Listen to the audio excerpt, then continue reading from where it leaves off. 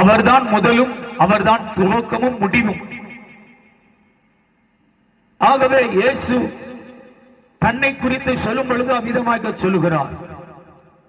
உபாகமம் 4ஆம் அதிகாரம் 12ஆம் வசனத்திலே இந்த இயேசு அங்கே பழைய ஏற்பாட்டிலே சொல்லும் பொழுது தேவன் என்ன சொல்லுகிறார், அங்கு என்ன சொல்லப்பட்டிருக்கிறது என்றால், ரூபம் என்று ஒன்றும் இல்லை, இந்த தெய்வத்திற்கு ரூபம் என்று ஒன்றும் இல்லை, மனிதனாக ஒரு ரூபத்தை ஏற்படுத்தி வைத்துக் கொண்டான், ஆனால் தேவனுக்கு ரூபம் ஒன்றும் இல்லை என்று வேதம் தெளிவாக சொல்கிறது.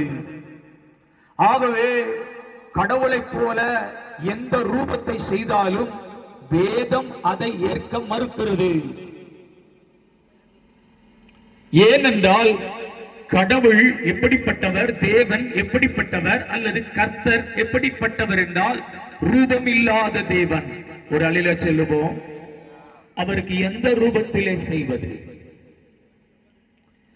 மூன்றாவதாக 1 தீமோத்தேயுவின் புஸ்தகத்திலே 6ஆம் அதிகாரம் 16ஆம் வசனத்திலே அவரை குறித்து வேதம் சொல்கிறது, சேரக்கூடாத ஒளியில் வாசம் பண்ணுகிறவர் என்று எழுதப்பட்டிருக்கிறது. பக்கத்தில் போக முடியாது, அவ்வளவு பயங்கர வெளிச்சம். ஏதோ நம்ம பார்த்து கும்பிடக்கூடிய நிலைமையில் உள்ள வெளிச்சம் அல்ல. ஏதோ பக்கத்துல போய் அப்படியே கொஞ்சம் அப்படி தொட்டு அப்படி பார்க்கிற மாதிரி அல்ல. வசனம் என்ன சொல்லுகிறது, பரிசுத்த வேதாகமம், ஒருவரும் சேரக்கூடாத ஒளியினிடத்திலே வாசம் பண்ணுகிறவர். இப்படி ஒரு தெய்வத்தை நம்ம ஆராதிக்கிறோம். கரங்களை உயர்த்தி அல்ல சொல்லுவோம். ஆகவே இந்த ஆண்டவர் கடவுள்னா எப்படி இருக்கணும், எப்படிப்பட்டவர் என்றால் வேதம் சொல்லுகிறது பரிசுத்தமானவர். லேவியராகமம் 11ஆம் அதிகாரம் 45வது வசனத்திலும் இருக்கிறது, 44லும் இருக்கிறது. இதெல்லாம் நீங்கள் பார்த்தால் வசனத்தை வாசியுங்கள்.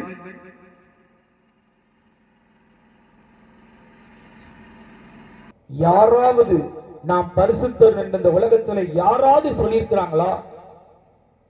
நான் யார் பேரையும் சொல்ல விரும்பல, நீங்களா யோசித்து பாருங்க. நான் பரிசுத்தர். ஏன் பிசாசுகள் கூட சொன்னது இயேசுவை பார்த்து, தேவனுடைய பரிசுத்தர். கடவுள்னா யார்? ஆதியும் அந்தமா இருக்கணும், ரூபம் இல்லாதவர். பூமிக்கு வந்த போதுதான் அவருக்கு ஒரு ரூபம், இயேசு என்கிற வடிவம். ஒருவரும் சேரக்கூடாத ஒளி, பரிசுத்தமானவர். 1 யோவான் 4ஆம் அதிகாரம் 16ஆம் வசனம் சொல்கிறது, தேவன் அன்பாகவே இருக்கிறார். தேவன் எப்படி இருக்கிறார்? அன்பாகவே இருக்கிறார் என்று வேதம் தீர்க்கதரிசியின் புஸ்தகத்திலே 32ஆம் அதிகாரம் 27ஆம் வசனத்திலே, என்னாலே செய்யக்கூடாத அதிசயமான காரியம் ஒன்று உண்டோ? இப்படி யாராவது கேட்டிருக்காங்களா? யாராவது ஒருத்தர் சொல்லுங்க. யாராவது இந்த உலகத்துல பிறந்தவங்க அல்ல என்னென்னமோ சொல்றாங்களே, என்னால செய்யக்கூடாத அதிசயமான காரியம் ஒன்று உண்டோ அப்படின்னா கடவுள் அப்படின்னு சொன்ன உடனே நிறைய பேர் சொல்றது, ஆமாயா ஒரு அப்பாற்பட்ட சக்தி இருக்கிறது அப்படி சொல்லுவாங்க. அப்பாற்பட்ட நிலைமையிலே அற்புதம் செய்கிற ஒரே தெய்வம் இயேசு. அல்லேலூயா. எதை எடுத்தாலும் அப்பாற்பட்ட நிலைமை தான். செத்தவனை எழுப்பினாலும் 4 நாள் கழிச்சு வந்து எழுப்பிடுவார். தண்ணீரை திராட்சை ரசமா, குருட்டு கண்ணை திறக்கிறது, செவிடனை கேட்க பண்றது, மொடவனை நடக்க பண்றது, குஷ்டரோகி சுகமாகிறது, தண்ணீர்ல நடக்கிறது, மாத்திரமில்ல காற்றையும் கடலையும் அதட்டுறது. இவ்வளவு விஞ்ஞானம் பெருகிட்டு காற்றை யாராலையும் அடக்க முடியல, கடலை ஒண்ணும் செய்ய முடியல. ஆனா படைத்தவர் சொல்றாரு, இறையாதே அமைதலா இருங்கிறாரு, கடல் அமைதலாயிட்டு. ஒரு அல்லேலூயா சொல்லுவோம். அல்லேலூயா. ஆகவே கடவுள்னா யார்? அப்பாற்பட்டவர். அவருக்கு இணை ஏதும் கிடையாது. சங்கீதங்களின் புஸ்தகத்திலே 89ஆம் சங்கீதத்திலே 6வது வசனத்திலே சொல்லப்பட்டிருக்கிறது, கர்த்தாவே உமக்கு ஒப்பானவர் யார்? அல்லேலூயா. அவருக்கு ஒப்பானவர் யாருமே கிடையாது.